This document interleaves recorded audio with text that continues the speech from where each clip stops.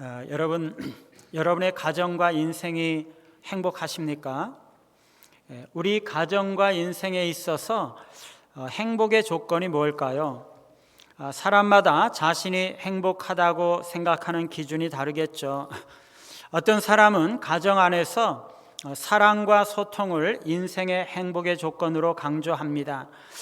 가족 안에서 그 구성원들 사이에 사랑과 소통이 있어야 진정한 행복을 느낄 수가 있다는 거죠.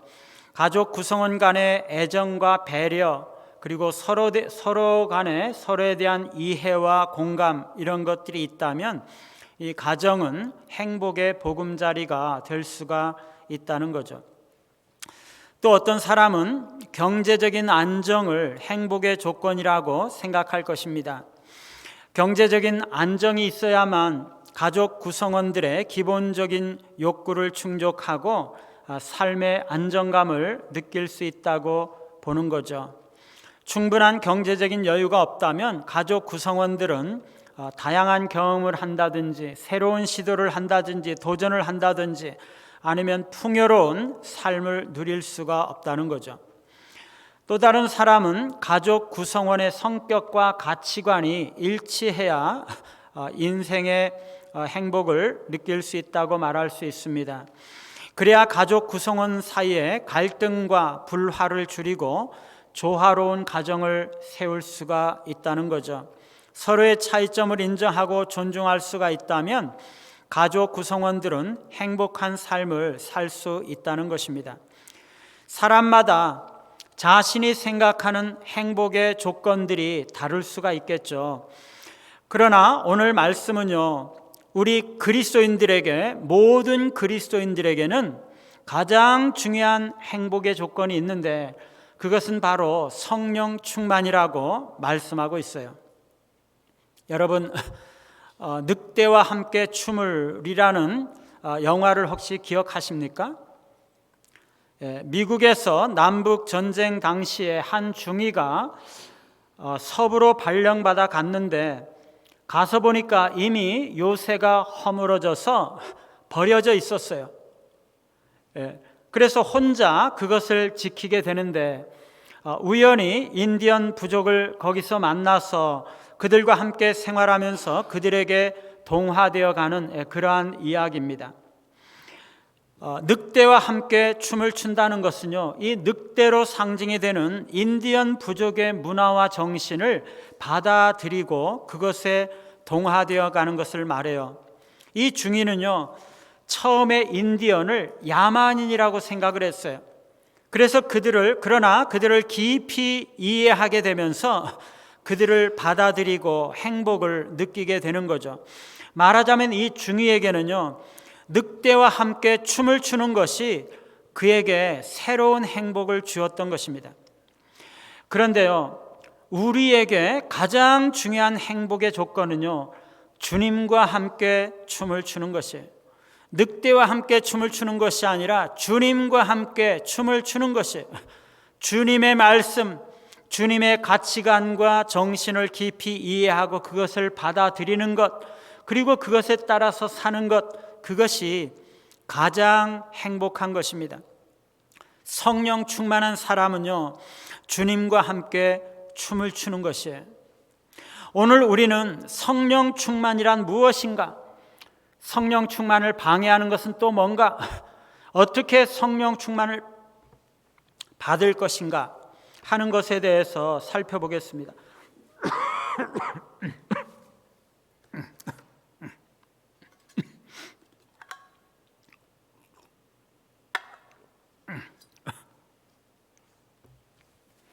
첫째로 성령 충만이란 무엇인가 하는 것입니다. 술 취하지 말라, 이는 방탕한 것이니 오직 성령으로 충만함을 받으라. 오늘 말씀은요, 성령 충만과 술 취함을 대조하고 있죠. 술 취하지 말고 그 대신에 성령으로 충만함을 받으라라는 것입니다. 여러분, 술 취함이라는 것이 어떤 특징이 있습니까? 어떤 사람이 술에 취했을 때는요, 전혀 다른 사람처럼 행동을 합니다. 평상시에는 아주 얌전하고 순한 사람인데 술만 들어가면 아주 거칠어지고 소리를 고래고래 지르는 사람이 있어요. 제가요, 제 아내를 만나가지고 결혼하기 위해서 이 처가에 인사를 하러 갔어요. 그런데 이 안 믿는 우리 그 처남들이 술을 먹이는 거예요. 저한테. 그때 이제 제가 예수 믿기 전에 술을 많이 먹었거든요. 예수 믿으면서 끊었었는데 얼마나 이렇게 강요를 하는지 할 수 없이 제가 술을 먹기 시작했는데요. 이 처남 두 사람이 술 고래들인데 자기들은 술을 안 먹고 저한테 계속 술을 먹이는 거예요. 제가요 완전히 그냥 저는 정말 그때 죽는 줄 알았어요. 그렇게 하다가 그래가지고 술이 취해가지고 그냥 죽는 줄 알았어요. 그 정도로 그냥 엄진탕 먹었는데 그 다음 날 일어나서 몇 시가 됐는지 모르는 일어나서 이제 뭐 했는데요. 나중에 이 처남이 하는 이야기가 왜 그렇게 술을 먹였느냐 그 이유가 있대요. 술을 그렇게 먹이면은요 원래 얌전하던 사람도 그 속에 있는 그 소리를 한다는 거예요. 그래서 술을 많이 먹이면 이 속에 있는 그 막 욕도 하고 막 거친 말도 하고 막 이렇게 한다는 거예요. 그런데 이 오서방은 그런 말 하나도 않고 그냥 얌전하게 있더라는 거예요. 그러면서 이제 합격이다 그랬는데요. 여러분, 사람 속에 있는 것을 술을 먹이면 알 수가 있어요. 술을 먹이면. 여러분 그렇게 시험해 보지는 마세요. 저 죽을 줄 알았습니다. 어떤 사람은요 술만 들어가면 용기를 아주 얻게 되기도 합니다. 그래서 사람들 앞에서는 말을 잘 못하던 사람이요 술만 들어가면 말을 아주 많이 하게 되는 거죠. 평소에는 말을 잘하던 사람이요 술에 취하면 같은 말만 그냥 계속 반복해서 하는 것이에요. 이거는요 복잡한 생각을 할 수가 없고 그래서 사고에 우리 한 기능이 고장이 나기 때문에 테이프가 그냥 계속 헛돌고 있는 것이에요. 여러분 그런 경험이 있으시죠? 저도 어렸을 때 저희 아버지께서 이 술을 드시고 들어오시면은요 이렇게 잠을 주무시는데 전축을 틀어놓고 주무세요. 그런데 이렇게 주무시는 것 같아가지고 이거를 딱 이렇게 끄면 전축 틀어라 그렇게 말씀을 또 하세요. 그런데 가끔 가다가 이 전축이요 계속 똑같은 것만 계속 반복해요. 왜 그렇습니까? 그 안에 흠집이 생겨가지고 이게 넘어가지 않고 거기만 계속 빙빙 도는 거죠. 술 취하면은요 이 필름이 끊기기 때문에 계속 반복적으로 그 부분만 이렇게 돌아가는 경우가 있어요.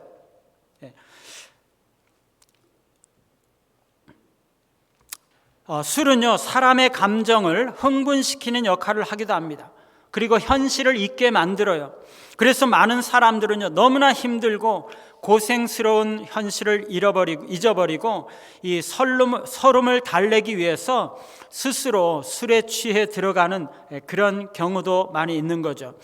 술은요 사람을 완전히 딴 사람으로 만들어 놓습니다. 사람이 술의 지배를 받으면 완전히 딴 사람이 되는 거죠. 이것이 술의 능력입니다. 그러나 술은 사람을 바꿔버릴 수는 있지만 정상적으로 변화시키는 것이 아니라 비정상적으로 변화시키는 것이에요. 바울이 말하듯이 술 취함은 방탕한 거죠. 왜냐하면 그것은 불신자들, 이방인들의 삶의 양식을 특징 짓는 것이기 때문이에요. 술은 밤에 취하잖아요. 물론 낮에 취하는 사람도 가끔 있지만 거의 대부분 밤에 취합니다. 술 취함은요 어리석은 사람들의 특징이고 어두움의 특징이에요. 술 취한다는 것은요 하나님의 말씀대로 살지 않고 세상 사람들처럼 살아간다는 것을 의미해요. 주님의 뜻을 분별하지 못하고 세상 친구들과 딴짓하면서 놀고 있는 것을 말하는 거죠.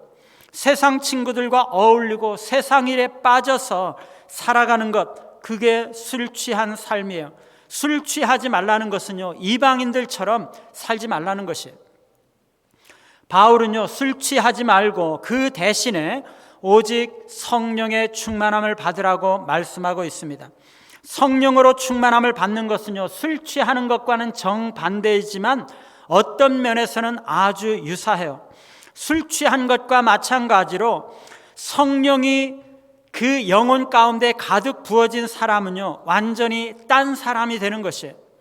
술 취한 사람이 기분이 좋아지는 것처럼 성령이 충만한 사람은 기분이 아주 좋아져요.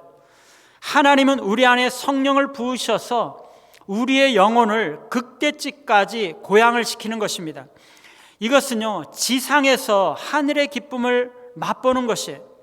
사실 우리의 감정이 가장 아름다울 때는요, 하나님을 향해서 우리의 감정이 흥분이 되고 뻗어나갈 때입니다. 성령이 그렇게 하시는 것이에요. 이렇게 성령이 우리 안에 부어질 때 우리에게 기쁨이 생기는데, 그때 우리는 현실 가운데 있는 고통을 잊게 되는 것이에요. 그리고 지혜가 생겨나게 됩니다. 술 취한 사람이 아주 쓸데없는 말을 많이 하는 것처럼 성령이 충만한 사람은 19절과 20절 말씀에서 이야기하는 것처럼 아주 아름다운 말들을 많이 해요. 성령 충만이란 개인이나 공동체가 성령으로 충만하게 채워지는 거죠. 성령의 임재와 영향력이 나타나서 성령의 지배를 받고 성령의 능력이 나타나고 성령의 인도를 받는 것입니다. 성령 충만하다는 것은요, 하나님의 통치, 하나님의 지배, 성령의 지배와 역사가 우리에게 실제적으로 능력으로 임함으로써 하나님의 나라가 우리 안에 그대로 이루어진다는 것이에요. 그리스도의 마음이 우리의 침투에 들어와서 우리가 그 그리스도의 마음을 깨닫게 되고 우리의 영혼과 육체에 성령의 지배가 스며드는 것입니다. 우리의 마음이 하나님의 거룩한 은혜와 능력으로 채워지는 거죠. 하나님의 사랑이 우리 안에 가득 채워지는 것입니다. 여러분, 우리는요, 원래 다른 사람들을 사랑할 수 있는 능력과 자원이 없어요. 우리가 가진 자원으로는요, 다른 사람을 사랑하고 섬길 수가 없는 거죠. 하나님의 사랑이 우리의 영혼 가운데 부어질 때, 그때야 비로소 우리는 그 하나님의 사랑으로 다른 사람들에게 전달하고 다른 사람들을 사랑하고 섬길 수가 있는 것이에요. 우리가 다른 사람들을 사랑하고 섬기는 참된 그리스도인의 모습으로 살아가기 위해서는요, 먼저 하나님의 은혜와 능력이 우리 안에 부어져야 돼요. 저수지가요, 하늘에서 비가 내려야지 그 물이 가득 차고, 그래야지 농사 짓는 그 밭들에 물을 흘려 보낼 수가 있는 거죠. 우리가 먼저 성령으로 충만할 때 우리는 하나님께서 우리에게 맡겨주신 사명, 주변에 있는 사람들을 사랑하고 섬기고 교회를 섬기는 그런 사명을 감당할 수가 있는 것입니다. 여러분, 우리가 기억해야 되는 것은요, 우리가 예수를 믿을 때 이미 성령께서 우리 안에 충만하게 들어오셨어요. 여러분, 이것을 믿습니까? 우리가 예수를 믿을 때 하나님의 성령이 우리 안에 충만하게 들어오셨어요. 성령의 주권적인 역사로 성령은 우리 안에 생수의 강물이 되어서 이미 흐르고 있는 것입니다. 그런데요, 우리가 그 성령을 충만하게 누리면서 은혜를 지속적으로 유지하기도 하고, 때로는 그 성령을 거스르고 소멸하면서 너무나 은혜가 메마르고 하나님의 임재를 경험하지 못한 채 살아가기도 한다는 것이에요. 그러므로 성령 충만은요, 우리의 특권인 동시에 우리의 책임입니다. 그리스도의 십자가와 구원으로 성령은 우리 안에 생수의 강으로 이미 충만하게 와 있지만, 우리 안에 부주의한 죄와 교만이 있을 때 성령의 은혜와 역사는 소멸되고 마는 것입니다. 그걸 꺼뜨리지 말고 성령의 은혜와 역사를 계속적으로 유지하면서 경험해야 되는 거죠. 여러분, 성령 충만은요, 나의 능력으로가 아니라 성령의 은혜와 능력으로 살아가는 것을 말해요. 우리 안에 성령으로 충만할 때 성령이 우리를 지배하고 우리에게 성령의 능력을 나타내시는 것입니다. 세상 사람들은요, 자기 자신의 능력으로 살아가요. 그러나 우리는 성령 충만함으로써 성령의 능력으로 살아가는 것입니다. 세상 사람들은 세상의 것들로 기뻐하고 즐거워하지만은요, 우리는 성령이 주시는 그 은혜와 기쁨과 능력으로 살아가는 것이에요. 여러분, 예수님도 성령 충만을 받으셨죠. 예수님께서 이 땅에 오셔서 하나님 나라를 선포하시고 복음을 전하시고 치유의 사역을 하셨죠. 그런데 예수님은요, 성령으로 충만함을 입으셔서 그 모든 일들을 감당하셨던 것이에요. 부활 승천하신 이후에도 그리스도께서는 그의 몸인 교회를 통해서 복음 사역과 하나님 나라의 사역을 지금도 하고 계세요. 오늘날 우리가 교회가 행하는 모든 복음 사역은요, 예수님의 지상 사역의 연장이고 하늘 보좌 우편에 앉아 계시는 그리스도께서 교회에 부어주시는 성령과 하나님의 말씀의 능력으로 이루어지는 것이에요. 오늘날도 주님께서는 이 땅에 있는 제자들을 통해서, 교회를 통해서 친히 지상 사역을 하시는 것입니다. 그것을 성령으로 하게 하시는 거죠. 예수님께서 성령의 능력으로 이 지상 사역을 감당하셨다면 우리도 역시 성령의 능력으로 복음의 사역을 감당해야 되는 거죠. 그것을 위해서 우리가 성령 충만함을 받아야 하는 것입니다. 두 번째로, 성령 충만함을 받지 못하는 이유입니다. 성령 충만은요, 우리 각 개인들이 받아야 할 것일 뿐만 아니라 공동체도 받아야 하는 것이에요. 이 두 가지는요, 너무나 긴밀하게 연결이 되어 있어요. 우리 각 개개인이 성령 충만해야 우리 공동체가 성령 충만하고, 우리 교회가 충만해야 우리 각 개개인이 충만할 수가 있는 것이에요. 한 목장이 성령으로 충만하면은요, 그 목장 안에 사랑과 섬김이 아주 역동적으로 일어나고 목원 개개인의 신앙도 성장하고 그 가운데 전도의 열매도 맺히게 되는 것이에요. 반대로 목장이나 가정이나 교회가 전체적으로 성령이 소멸이 되고 은혜가 메마르게 되면은요, 거기에 있는 성도들도 대체적으로 신앙이 메마르고 건조해지는 것입니다.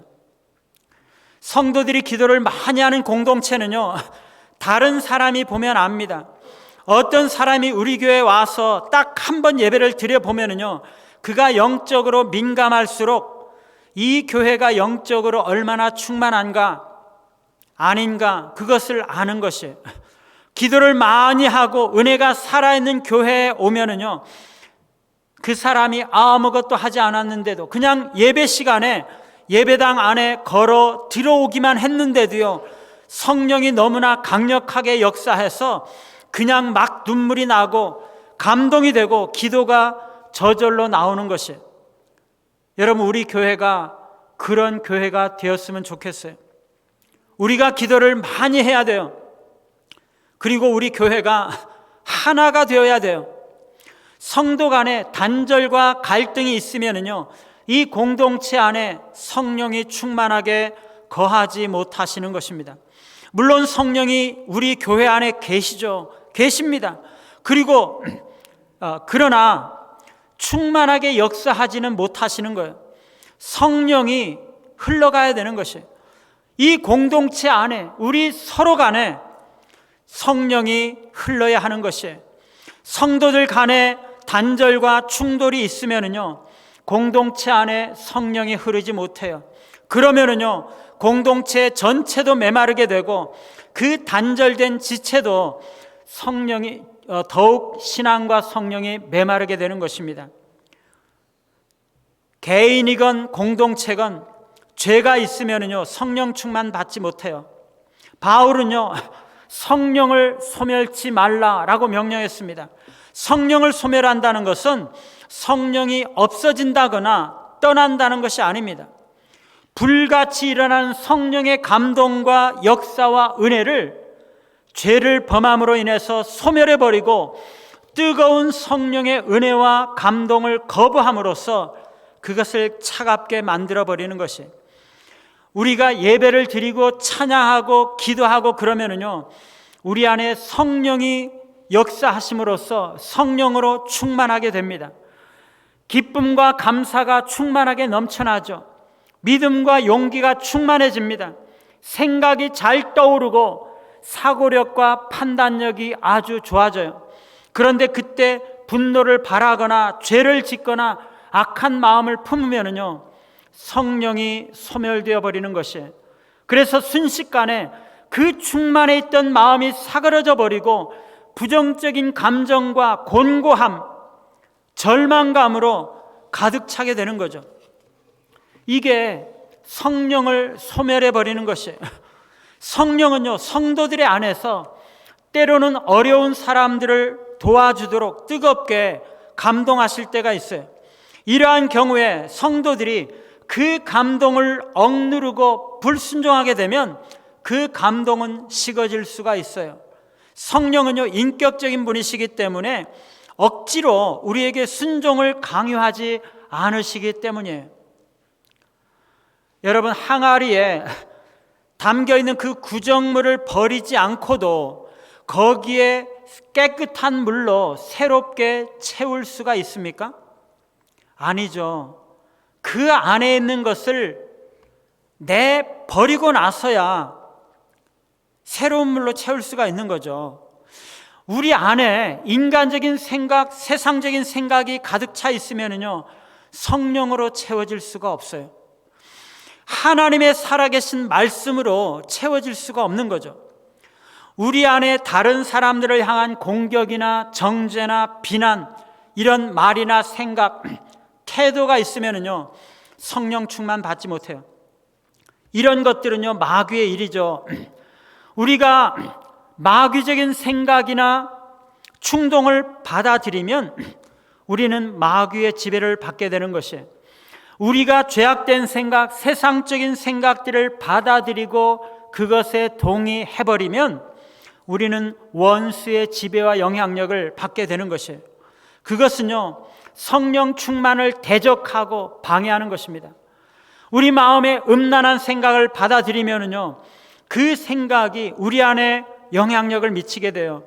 마귀는요, 그런 음란한 생각을 계속적으로 그런 생각을 통해서 우리 영혼을 혼미하게 만들고 우리를 진리와 멀어지게 만들고 결국에 죄와 파괴적인 행동으로 우리를 이끌어 가는 것입니다. 하나님의 은혜와 진리가 우리에게 풍성하게 전해지고 충만하게 우리 안에 거해야 되는데, 우리가 마귀의 충동, 마귀적인 생각, 세상적인 생각들을 받아들인 채 있으면요, 우리는 마귀의 지배를 받게 되는 것이에요.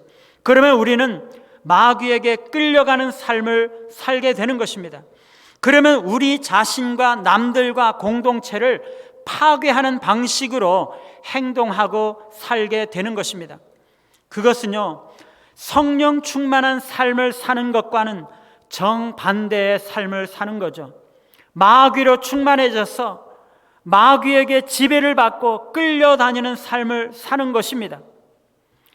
그러면 우리의 마음이 얼마나 거칠게 되고 곤고하게 되고 답답하고 딱딱하게 되는지 몰라요. 하나님의 뜻에 순종하려 하지 않고 내 자신의 생각으로 결정하고 내 마음대로 살아가는 것은요, 성령 충만이 아니죠. 그리스도인들이 정말 하나님께서 기뻐하시는 것이 뭔지에 대해서 종종 관심이 없을 때가 있어요. 이게 하나님께서 기뻐하시는 것인가?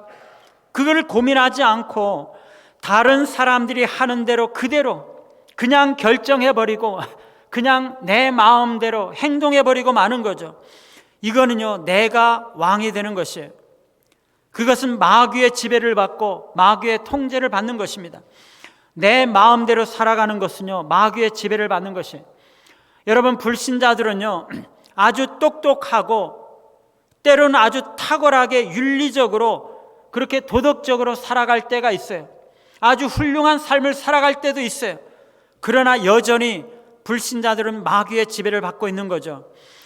그들의 마음을 마귀가 혼미케 하기 때문에 그들은 하나님을 알지 못하고 하나님의 은혜와 역사들을 보지 못하고 하나님께 가까이 나아가지 못하는 것이, 복음의 진리와 천국의 실제가 그들에게는 가리워져 있는 것입니다.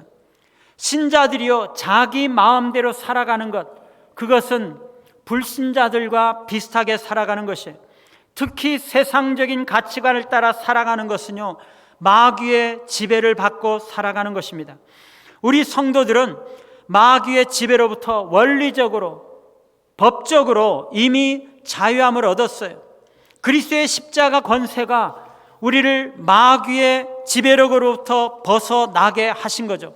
그러나 우리가 내 마음대로 살아갈 때, 혹은 우리 안에 죄와 욕심과 세상을 향한 사랑이 숨어 있을 때, 우리는 불신자와 똑같이 마귀의 지배를 받으면서 살게 되는 것입니다.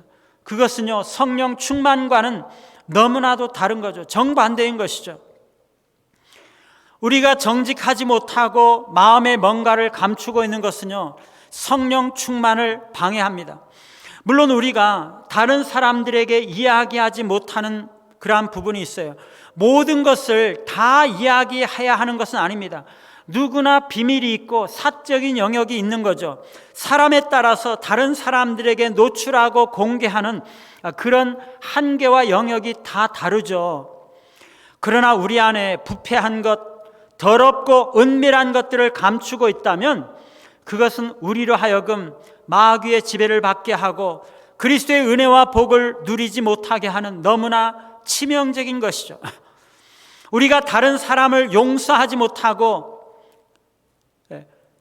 마음의 빗장을 걸어 잠그는 것은요, 성령 충만을 방해하고 마귀의 지배와 영향하에 있게 되는 것이 가장 치명적인 것입니다. 다른 사람을 용서하지 않은 채 마음의 빗장을 걸어 잠근 채 있는 것은요, 우리가 마귀에게 마음문을 활짝 열고 마귀를 환영하는 것과 같고 우리 안에 마귀를 모신 채 살아가는 것과 같아요. 우리가 다른 사람들을 향해서 어떤 서운한 마음이나 마음의 벽이나 깨름직한 마음, 개운치 못한 마음이라도 남아 있으면요, 마귀는 여전히 그런 마음을 통해서 우리에게 영향을 끼치고 있는 것입니다. 그것은 우리를 성령 충만하지 못하게 만드는 너무나 중대한 이유가 되는 것이죠. 세 번째로 성령 충만함을 받는 길입니다. 우리는요, 성령 충만함을 받아야 돼요. 성경이 그것을 명령하고 있습니다.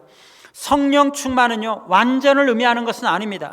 우리가 아직 너무나 불완전하고 너무나 미흡하고 부족한 존재이지만 지금 이 모습 이대로라도 우리가 성령으로 충만하면 우리는 성령의 온전한 지배를 받게 되고 성령의 은혜와 능력이 우리 안에 나타나게 된다는 것이에요.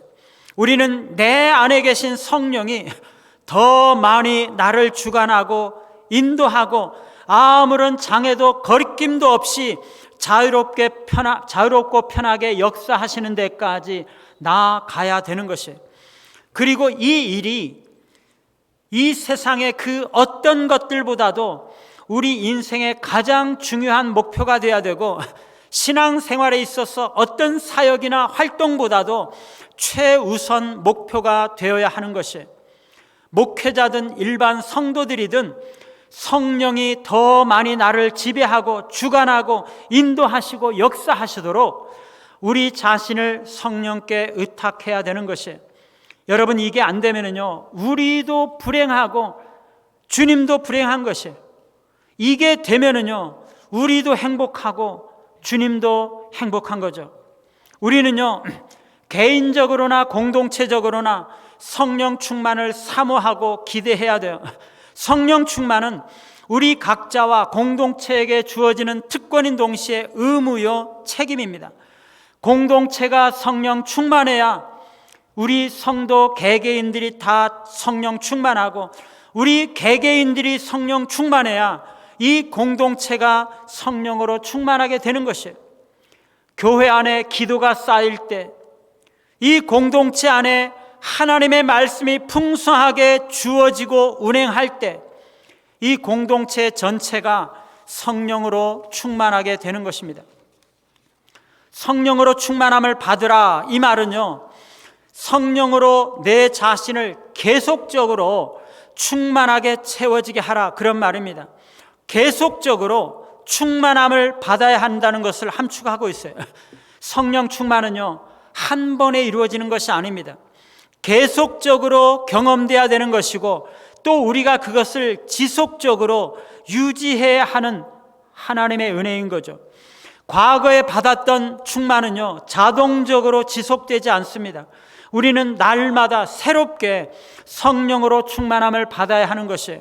그리고 충만함을 지속해야 되는 것입니다. 우리가 성령을 소멸하지 않도록 주의해야 하는 거죠. 어떻게 하면 우리가 계속적으로 성령으로 충만함을 받을 수 있는지, 오늘 본문은 우리가 읽었던 본문에 이어서 말씀해 주고 있습니다. 우리가 성경을 펴신 분들, 우리가 같이 한번 읽어볼까요? 19절부터 시작. 시와 찬송과 신령한 노래들로 서로 화답하며 너희의 마음으로 주께 노래하며 찬송하며. 20절. 범사에 우리 주 예수 그리스도의 이름으로 항상 아버지 하나님께 감사하며. 21절. 그리스도를 경외함으로 피차 복종하라. 여러분, 여기에 4개의 동사가 나오죠. 5개지만 사실상 4개의 의미입니다. 화답하며, 찬송하며, 감사하며, 복종하며. 제가 원어를 말씀을 드려서 죄송한데, 원문으로는요, 이게 다 분사형으로 나타나고 있어요. 이게 무슨 말이냐? 이 4가지 동사들은요, 성령 충만함을 받으라, 이 말이 명령형이거든요. 이 성령 충만함을 받으라라는 이 명령을 수행하기 위해서 부대적으로 해야 되는 그런 동작이라는 것이에요. 이 4 동사는요, 계속적으로 성령 충만하기 위해서, 계속적으로 성령 충만함을 유지하기 위해서 우리가 어떻게 해야 하는가 하는 것을 말씀하고 있는 것이에요. 여기서 먼저 화답하며 혹은 말하며 라는 것은요, 찬송과 말씀의 그 진리적인 측면을 말하는 것이에요. 이것은요, 영감된 말씀이, 하나님의 말씀이 공동체 안에 서로 권면하고 서로 격려해서 말씀이 공동체 안에 흘러가야 한다는 것을 말하는 것이에요. 말씀이 내 안에, 우리 공동체 안에 흘러가야 돼요. 성령 충만하다는 것은요, 말씀이 충만하다는 것이에요. 말씀 충만이 성령 충만입니다. 성령 충만이 말씀 충만이에요. 쓰잘데없는 그런 말들이 많은 것이 아니라 하나님의 진리의 말씀, 은혜의 말씀이 충만하게 거하는 것입니다. 그렇기 때문에 우리가 서로 하나님의 말씀을 배우고 듣고 공부하고 묵상하고 암송해야 돼요. 그래야 말씀이 우리 안에 거하게 되고 우리가 성령 충만하게 되는 것이에요.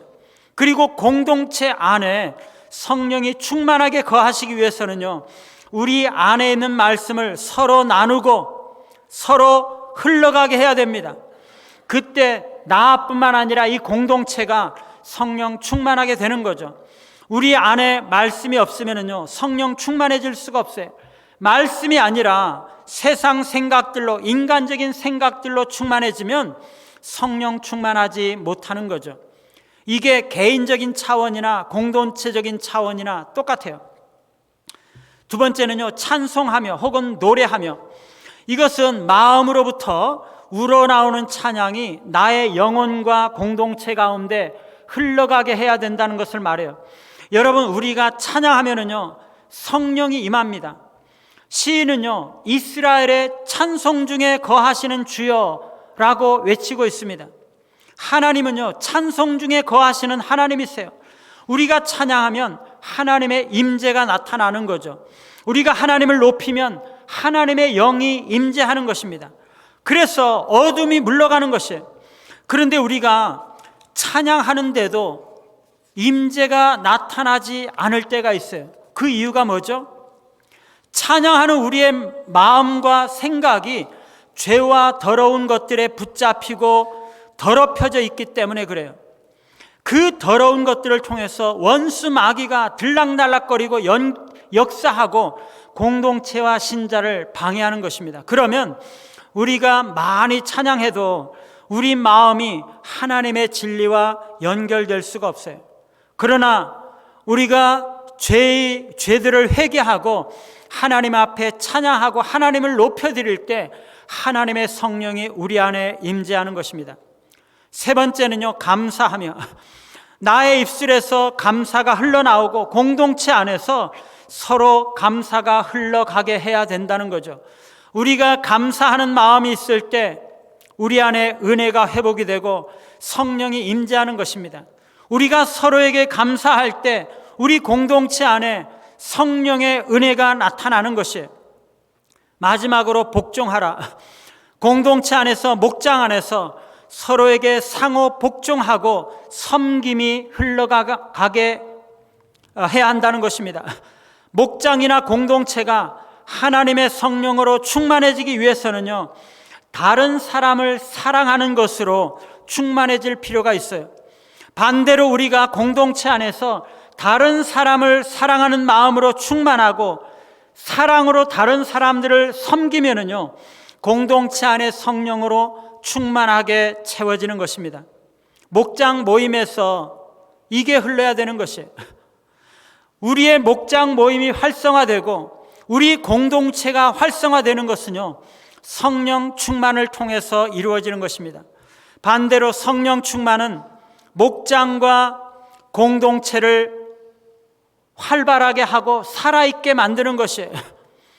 목장과 공동체 안에서 지속적으로 성령 충만하기 위해서는요, 이 네 가지가 흘러야 되는 것이에요. 하나님의 말씀, 마음으로부터 우러나오는 찬양, 감사, 사랑과 섬김의 순종, 나와 공동체 안에 이게 흐르고 있으면은요, 우리의 신앙이 메마르지 않고 우리의 교회 안에서 우리가 아무리 봉사하고 섬기고 그래도 피곤하지 않고 지치지 않은 것이에요.